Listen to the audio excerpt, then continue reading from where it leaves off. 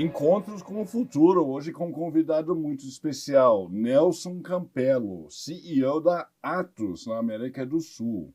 Aqui comigo na bancada, Rodolfo Ruiz, professor doutor de comunicação da ESPM. Meu nome é Matthew Shirts, sou diretor no World Observatory. Encontros com o Futuro é uma iniciativa do World Observatory, da ESPM e da Prime, braço das Nações Unidas, para as faculdades de negócios no Brasil e no mundo. Nelson, muito bem-vindo, viu? Muito obrigado pelo convite. Conta pra gente o que é a Atos e o que você faz lá. Você manda pra gente. Não, o líder hoje em dia só indica, né? Só indica, tá perfeito. Mas a Atos é uma empresa com sede em Besançon, nos arredores de Paris, na França. É uma empresa francesa? Uma empresa francesa de capital social que está na Bolsa de Paris, né? Nós somos em torno de 100 mil colaboradores. Ô, louco! E prestamos fundamentalmente serviços de tecnologia para geralmente grandes empresas, né? Médias e grandes empresas, ajudando as empresas na sua transformação digital e em tudo que tem a ver com os processos digitais das mesmas. Além disso, a Atos tem uma subsidiária que chama Eviden, que também está aqui no Brasil, onde nós fabricamos computadores, né? Fazemos tecnologias avançadas e principalmente os computadores de alto desempenho, os chamados supercomputadores ou High Performance Computers. Mas os supercomputadores, aquele top mesmo, exato. Sim. Então, Atos no Brasil se fabrica isso? Não, a gente não fabrica, mas nós temos alguns clientes aqui com esses computadores fabricados na França, importados. Sim. E por exemplo, recentemente fizemos aí a ampliação do supercomputador, que tem um nome chamado Santos Dumont, que fica no LNCC, no Laboratório Nacional de Ciência da Computação. Essa ampliação em agora... Campinas? Não, fica em Petrópolis. Em Petrópolis? Em Petrópolis, no estado do Rio de Janeiro. Sim. E ele multiplicou por 4, mais ou menos, a sua capacidade nessa recente ampliação e é a maior plataforma hoje de supercomputação aplicada à pesquisa na América do Sul. Sim, sim. E temos também... E quem utiliza esse computador? Quem utiliza é a comunidade científica brasileira e internacional, porque, na verdade, supercomputadores estão em redes, né, conectados com outros laboratórios ao redor do mundo. Então, o Brasil recentemente até, né, lançou aí um plano nacional de inteligência artificial e onde, como base para isso, há uma necessidade de uma capacidade computacional muito forte. Muito maior do que de hoje? Muito maior do que de hoje, sem dúvida, sim. Quantas vezes? 10 vezes maior, 5 vezes maior? Pelo menos 10 vezes maior. Pelo menos 10 vezes maior. Porque o Brasil hoje não está ainda posicionado entre os países com as maiores capacidades computacionais para esse tipo de aplicação de pesquisa, principalmente. E existe aqui não só uma demanda, como uma vontade para que a gente possa ser um país que se posicione nesse segmento de maneira, digamos assim, relevante. Né? Mas você está falando da Atos, desculpe. Não tem problema. É que eu gosto do assunto do supercomputador. Eu vou te falar aí uma outra coisa que a gente tem, que eu sei que você vai gostar de saber, é que a Atos vem desenvolvendo tecnologia quântica, né, para poder, no futuro, em breve, termos um computador quântico. Hoje nós já temos chamados simuladores quânticos, que são computadores que, na verdade, eles desempenham capacidades ou endereçam problemas da natureza quântica, mas através de simuladores de software. E nós temos hoje na Bahia, né, um Quantum Learning Machine, junto ao Senai Cimatec, que está lá sendo aplicado para determinadas demandas que vêm aí do mercado privado, né? Sim. Também Você vai ter que explicar isso, desculpe. O que é um computador quântico? Eu tenho uma noção, mas eu acho que deve estar errado. Não, ok. Um computador quântico, na verdade, é aquele computador que ele consegue endereçar problemas que não são endereçáveis pela computação tradicional, né? Porque a computação tradicional e a supercomputação, na verdade, você na verdade tem uma capacidade computacional muito grande para determinados tipos de processamento. Mas existem determinados processamentos, como, por exemplo, na área de previsão meteorológica, né? Ou algumas aplicações na área de saúde, que demandam um outro conceito, né? Um conceito que vem da física quântica, né? Então, o computador quântico ele precisa ser desenvolvido usando essa separadamente. É outra tecnologia, exatamente. E usa em climatologia também? Usa em climatologia também, exatamente. Então, é ali que eu queria chegar, na verdade, que eu desconfiava. Então, os modelos, né, climáticos são bastante complexos e tem variáveis, né, que você precisa utilizar esse tipo de conhecimento e capacidade para endereçar esses problemas de uma maneira mais eficiente. Perfeito. Mas você queria continuar descrevendo Claro, bom, então. Então, essa é a divisão, digamos assim, de tecnologia, né? Tá. Que faz parte da Atos. Que faz parte da Atos também, e nós temos aqui presença aqui no Brasil, como eu comentei. Mas o nosso grande foco, né, o maior número dos nossos profissionais estão na área de serviços, né, onde a gente faz uma série de serviços para os nossos clientes. Mas eu vou dar um exemplo agora que está muito, muito próximo, acho que na memória de todos.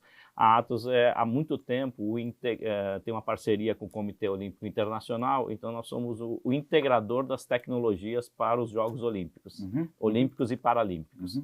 Recentemente, na nossa casa, né, porque foi em Paris, nas Olimpíadas, nós, então, organizamos, coordenamos toda a tecnologia que foi utilizada, tanto na prestação de serviços como, por exemplo, credenciamento das pessoas, né, comunicação dos resultados para a imprensa e para todas as mídias, e também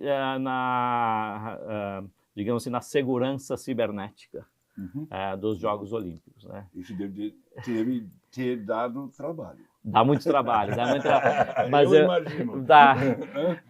Mas a forma como a gente sabe que os resultados foram bons é porque ninguém ouviu falar nada. É mais ou menos como um juiz de futebol. Sim. Quanto menos fala dele, melhor desempenho. Exato. E, na verdade, isso é uma tecnologia, né, que a Atos é o integrador, a gente usa tecnologias de diversos fornecedores, fabricantes com as melhores tecnologias, e nós integramos tudo isso para garantir que os jogos, então, tenham a segurança sendo realizada. E são bilhões, na verdade, bilhões de ataques cibernéticos ao longo do período de 15 dias. Bilhões de ataques cibernéticos? Quem quer atacar os Jogos Olímpicos? Todo mundo que quer aparecer. Além dos competidores. Bilhões? Bilhões. Sim, porque, na verdade, esses ataques são também feitos através de tecnologia, né? A sua grande maioria. Então, é como se imagina se você estivesse num ambiente de guerra nas estrelas, onde você está com algumas tecnologias tentando atacar, né, por exemplo, os resultados ou as comunicações, e uma tecnologia que é aí coordenada pela Atos para garantir que nada disso chegue ao fim como eles gostariam, né? Que história legal, de ferro ali, cibernético. E aí você tem uma equipe que fica monitorando, e às vezes alguns ataques eles passam a primeira barreira, primeiro nível, segundo nível, terceiro nível, e alguns você tem que combater mesmo ali na hora da programação. Você manualmente, assim, quase isso. E é muito legal porque a gente leva alguns clientes, e alguns clientes aqui do Brasil foram, né, durante as Olimpíadas para ver essa tecnologia toda em uso, né, no caso real. Então, se a gente consegue ter esse tipo de integração e de solução, imagina o que nós podemos fazer para os nossos clientes. Claro, é um cartão postal. É um cartão postal. De vocês. Sim. Exato. E essa área de cibersegurança, como se chama, né, é uma área muito importante. Nós, na Atos, eu diria que somos quase que paranoicos sobre esse tema, né, como acho que deveríamos ter. Então, existem centros que a gente chama de SOCs, que são centros de operações de segurança, né? E nós somos 16 centros desses no mundo inteiro, um deles aqui em São Paulo, onde nós acompanhamos todas as demandas de segurança cibernética dos nossos clientes following the sun, né? Around the clock, 24/7, 365 dias por ano, para garantir que os ambientes dos nossos clientes estão sendo protegidos, né? Isso é super interessante. Hoje, né? Hoje tem a notícia de um ataque cibernético em algumas empresas de tecnologia aqui no Brasil. Então, cada vez mais... Seus clientes? Não. Não.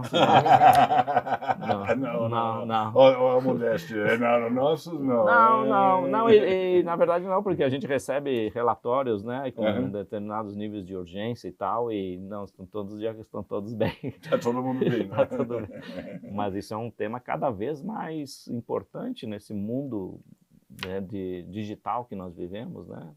Porque... hoje em dia as informações, os dados podem ser sequestrados, né? E com pedidos de resgate e coisas muito sérias podem acontecer. Então, quem tem como a Atos, né, contratos, né, onde você garante o desempenho e a operação dos nossos clientes, do ponto de vista de tecnologia, é fundamental que você esteja muito bem preparado para garantir que a segurança também faça parte disso, né? Sensacional. Eu queria, dentro disso, não falar da tecnologia em si, na parte do hardware, né? Mas na parte do usuário. Então, como eu sou professor, eu tenho insistido aos estudantes sobre como obter os dados. Então, são aplicativos através das ferramentas que você mesmo colocou, agora aqui para a gente, que esse dado tem que gerar uma informação e que tem que gerar um conhecimento para ele depois. Como você comentou, por exemplo, os meteorologistas vendo os modelos, etc. Mas eu tenho percebido que a minha fala foi um pouco caída no vazio, porque, por exemplo, com a inteligência artificial, eles estão mais preocupados com o prompt do que a resposta que está acontecendo, que são os dados, e eu não vejo uma análise crítica, sabe, ou uma reflexão para saber o que esse dado realmente está mostrando, né? Então eu queria saber tua opinião, se eu estou falando no vazio sozinho. Não está, não. Na verdade, eu vou dividir um pouco essa questão em alguns temas, né? Porque é uma questão extremamente relevante, principalmente no momento que nós estamos vivendo aí um hype, né, sobre o tema inteligência artificial. De repente tudo virou inteligência artificial, né, e nem tudo né? Então, a primeira coisa é que você tem que ter os dados muito bem estruturados, né, os chamados data lakes, né, ambientes onde você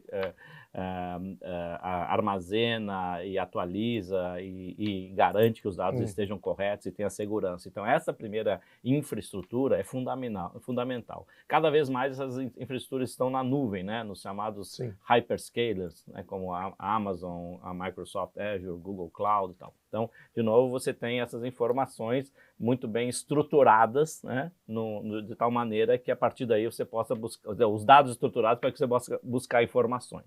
A partir daí, então, tem aplicações que buscam esses dados e utilizam, né, esses dados das maneiras mais diversas que são necessárias. Com a inteligência artificial, acontece que tem muitos dados, os algoritmos que são usados, né, eles usam esses dados, mas na verdade não necessariamente estão trazendo a resposta adequada, né? Exato. Por isso essa ênfase toda no prompt, ou seja, né, você tem que perguntar muito bem, né? Mas os dados têm que estar muito bem estruturados, porque senão o que acontece é que as respostas elas podem em algum momento vir com uma certa coerência ou assertividade, mas ao longo do certo processo ela pode não ter mais a mesma coerência, né? Vou dar um exemplo prático. Digamos que você tem um data lake onde que tem informações que são importantes para o mundo financeiro, né? E aí, a partir dali, você desenvolveu, usando uma tecnologia de inteligência artificial, uma série de questionamentos e tal, e algoritmos que foram desenvolvidos para isso. Houve uma mudança de legislação. ou uma mudança de impostos. Reforma fiscal está vindo aí, né?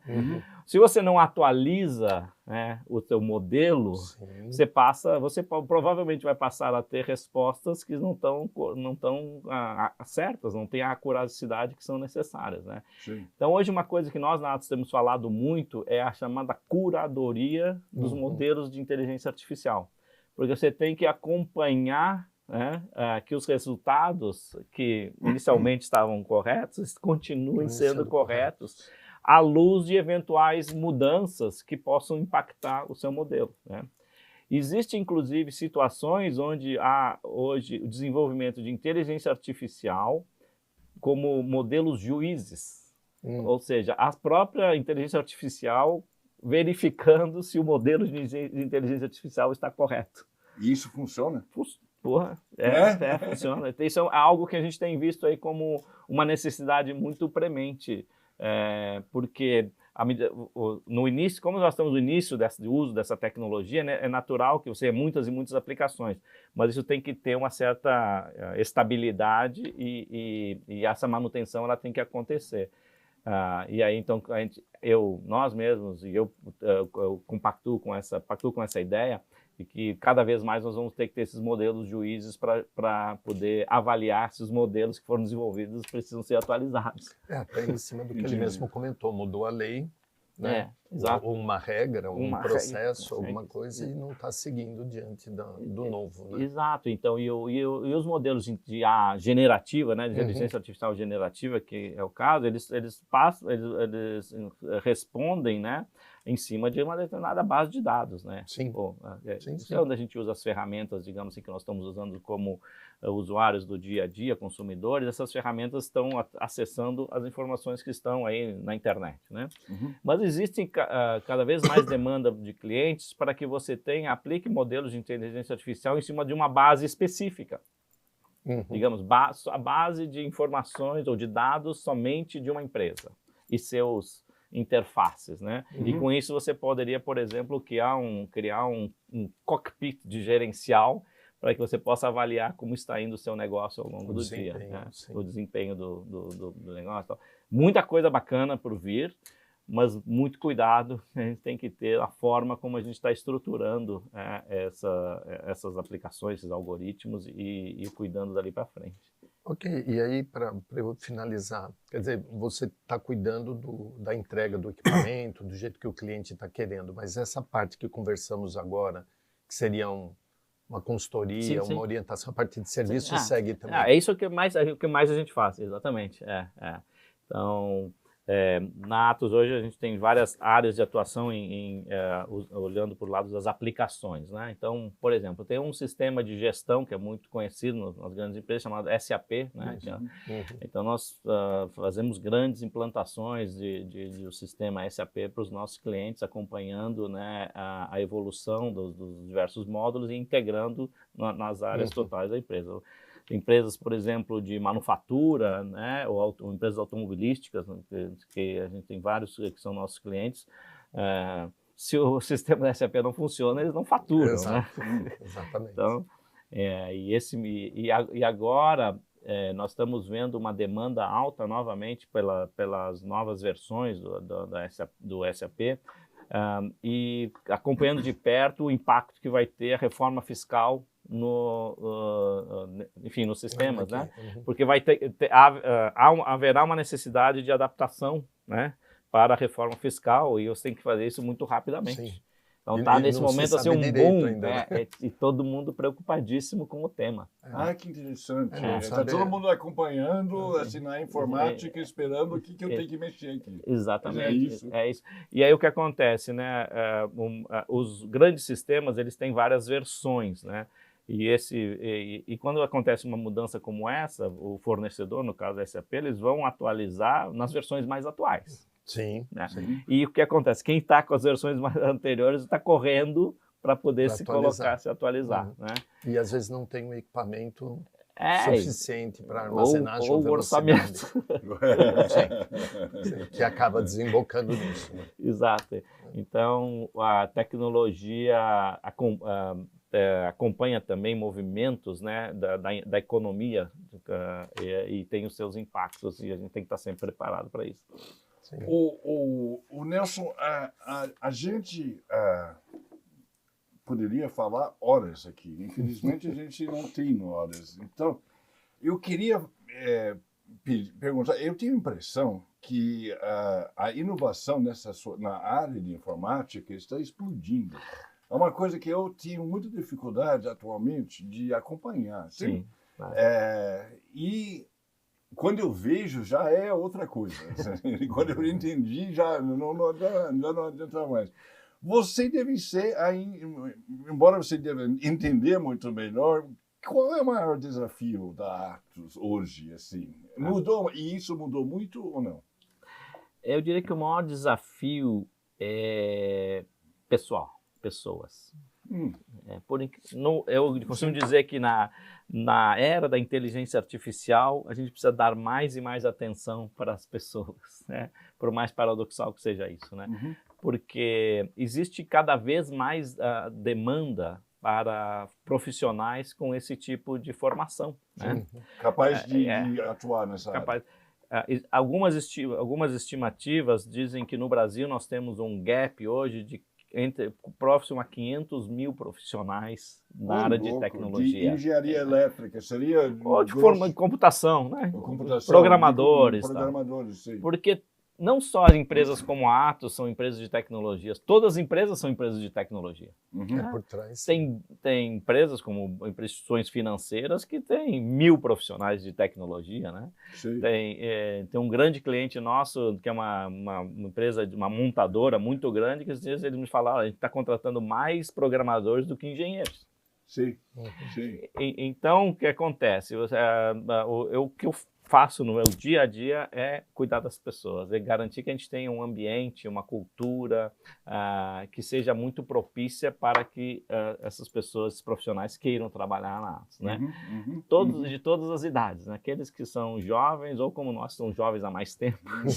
Há bastante tempo no meu caso. Continuamos jovens ainda. Continuamos jovens. Então você tem que hoje ter uma visão da cultura da empresa, que é um tema que eu gosto bastante, que tem que estar muito adequada para que você seja uma empresa que atraia e retenha os profissionais. Tem que ter muita comunicação, não pode ser muito hierárquica, tem que tratar os temas de diversidade da maneira muito correta, tem que estar sempre fazendo programas de treinamento, de capacitação, dando oportunidades. Então, esse é o... E salários? Salários são importantes, você tem que ser compatível com o mercado, mas num ambiente como esse, principalmente nas novas gerações, é um fator importante, mas não o mais essencial. Já é suficiente. Tá. Mas como tem mais oportunidades, né, do que pessoas, as pessoas vão trabalhar onde gostam. Hoje em dia. Às vezes é mais importante a semana de 4 dias. A semana de 4 dias, a flexibilidade de estar no escritório ou não. Né? Sai mais cedo, horário flexível. Exato, horário flexível. Então tudo isso são as coisas que eu estou assim, envolvido diariamente, né? Então, sempre buscando formas de ser mais atraente como empregador. O Nelson, conta um pouco da sua vida, da sua carreira, então. Como você chegou nessa posição? Ok. Bom, eu sou gaúcho de Porto Alegre. Eu pensei, eu imaginei. Fiz engenharia civil na Universidade Federal do Rio Grande do Sul. Uhum. E sempre fui um nerd, né? Mas sempre, apesar de fazer engenharia, em algum momento eu fui picado pela mosquinha da tecnologia e comecei a estudar muito sobre isso. E em algum momento a IBM começou a contratar pessoas, né? Recontratar depois daquela política da informática lá atrás e tal.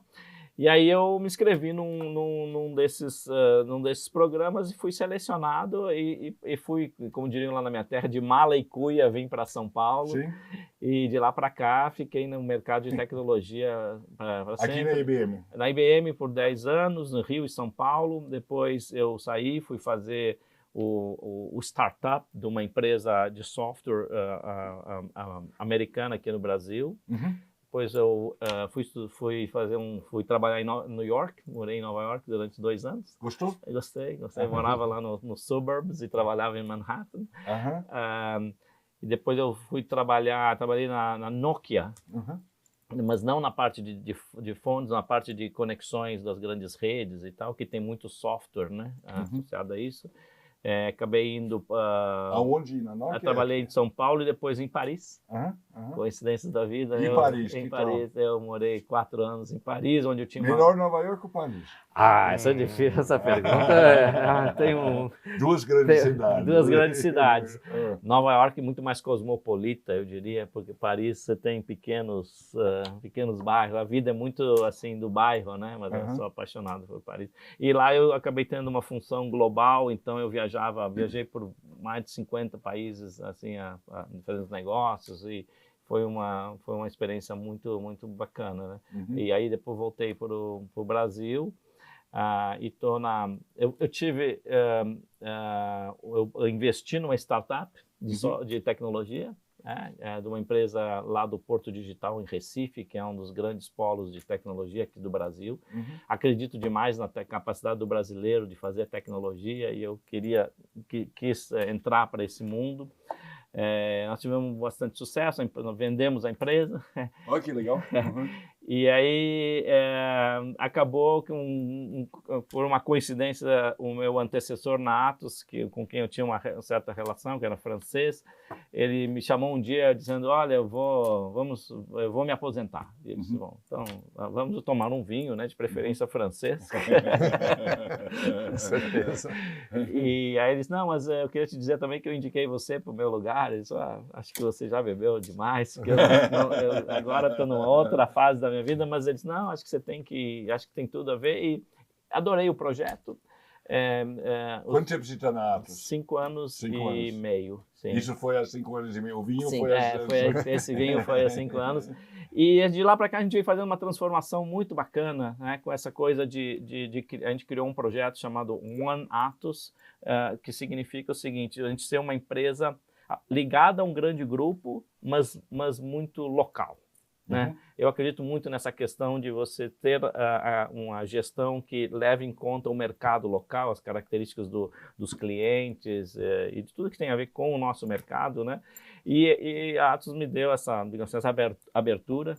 A gente vem tendo resultados muito bons, estamos crescendo aí cerca de 15% ao ano desde que eu cheguei, então o maior crescimento dentro do grupo.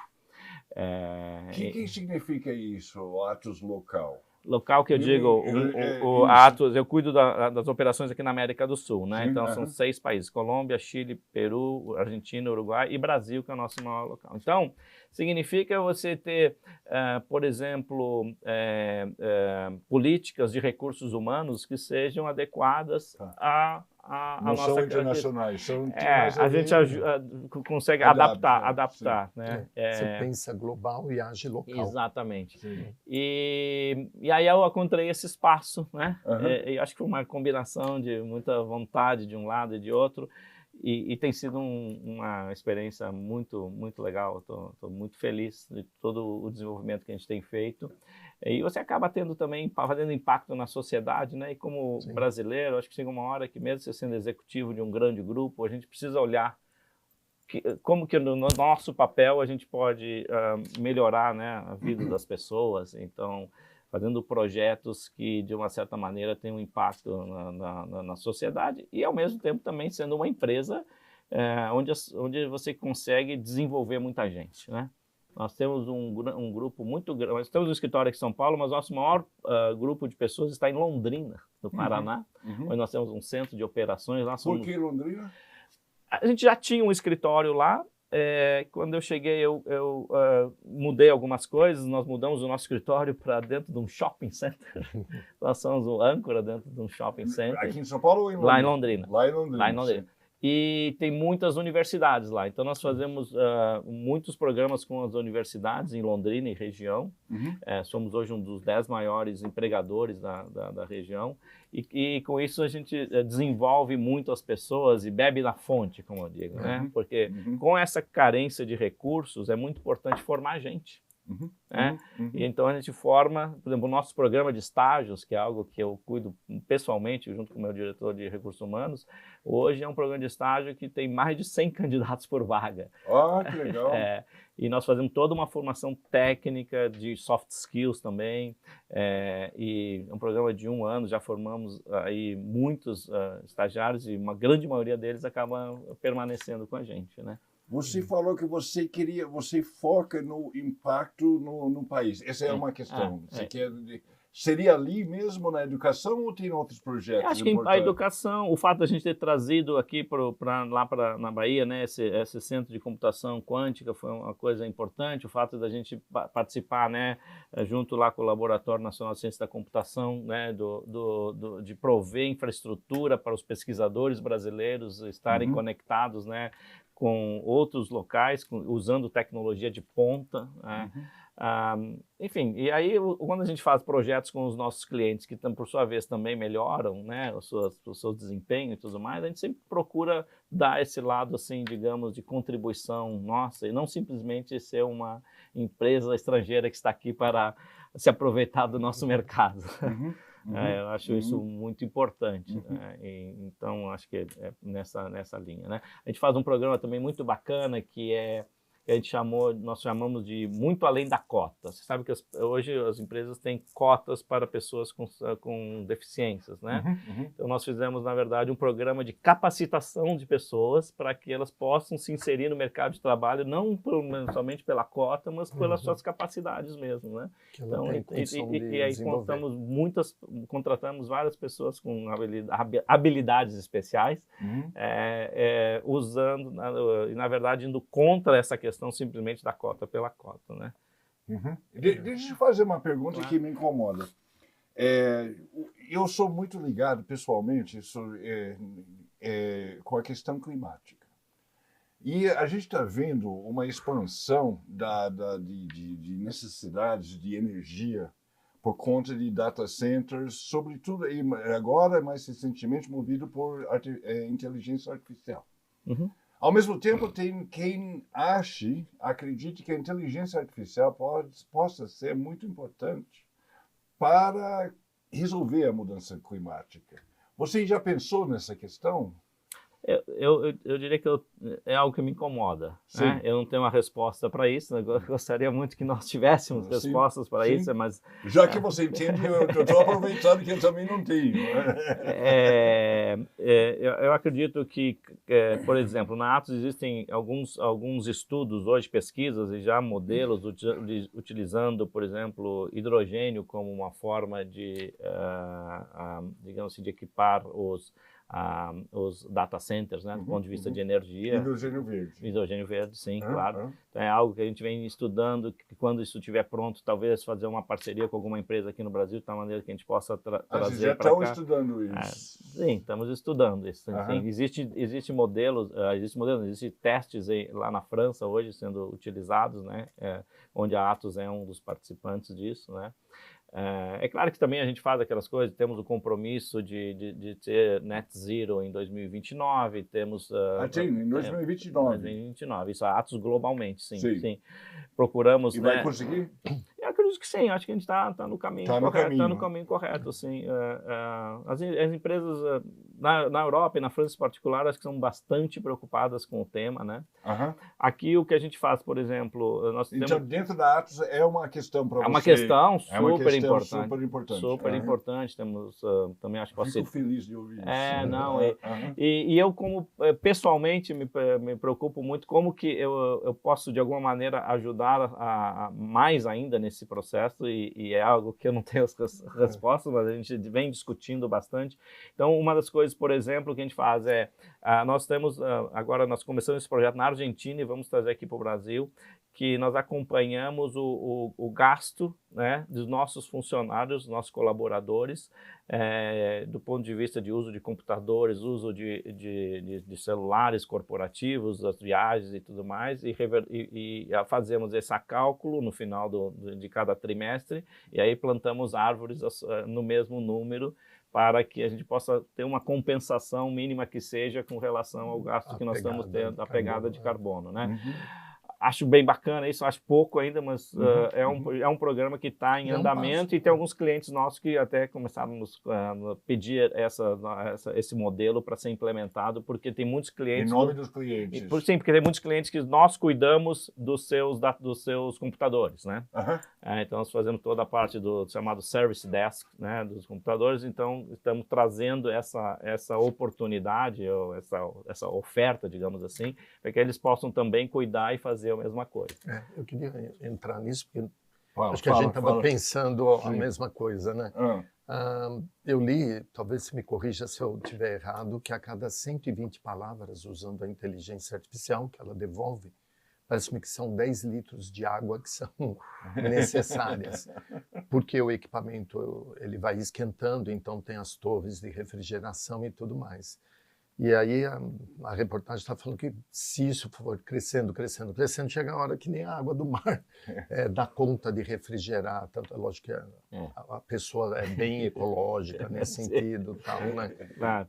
Como é que a Atos, então, vem pensando nisso? Porque se pega um data center desse, ou o quântico que você está falando, deve haver um sistema por trás de resfriamento desse computador. Então, por exemplo, o computador, né, o Santos Dumont lá do LNCC, ele é refrigerado por água, né? Isso. Então ele tem todo um sistema desenvolvido por nós de resfriamento para garantir que você tenha um uso menor, né, de energia. Ainda assim é necessária energia, né? Por isso essas ideias, essas discussões em relação ao nitrogênio verde. Mas o fato é que esses computadores com essas tecnologias da Atos, né, os nossos supercomputadores, têm uma tecnologia de resfriamento à água que permite que você reduza bastante esta demanda, né? E isso vai continuar sendo feito assim, né? O que acontece? A cada nova geração de computadores ou de computadores como todo, você tem que melhorar isso, porque também ao mesmo tempo você vai fazendo os chips cada vez menores, né, mais eficientes, e tem um momento que eles têm um aquecimento tal que ele deixa de ser possível fazer o seu uso, né?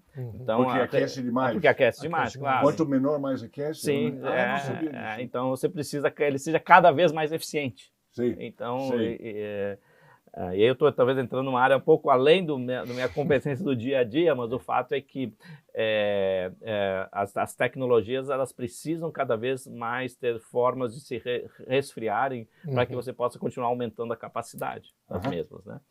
Existem casos hoje, por exemplo, de grandes empresas, né, de nuvem, né, que no final das contas são grandes data centers, né, que estão botando seus data centers no fundo do mar, eu vi isso, gênero, lá na Califórnia, né, inclusive, né? E está funcionando isso? Você sabe? Até agora, pelo que entendo, sim, né? Sim. Mas o fato é o seguinte, a demanda, ela é muito grande, né? Sim. Nós passamos muito recentemente pela discussão sobre, por exemplo, mineração, né? De criptomoedas, especialmente Bitcoin, né? E o quanto que isso gerava de emissões, né? De demanda de energia, até que em vários países foi proibido, muito restrito, né? E é um tema que acho que todos nós que estamos no mercado precisamos endereçar, sem dúvida nenhuma. Eu não sei se essa informação, né, eu não consigo validar ela, né, até porque eu acho que depende de cada modelo, né? Tem modelos que são mais ou menos eficientes. Mas o fato é que cada vez mais a tecnologia vai demandar energia e nós temos que estar muito preocupados e atentos para isso. Ô Nelson, nós estouramos muito o nosso limite, mas é que a conversa é muito boa, as informações são fascinantes. Muito obrigado por ter vindo aqui, quero agradecer bastante e peço para você voltar logo mais para a gente atualizar, porque nesse mundo tudo muda muito rapidamente. Sem dúvida. Tá bom? E espero que até lá ainda sejamos nós, né, e não a inteligência artificial que vai fazer essa conversa. Obrigado. Obrigado.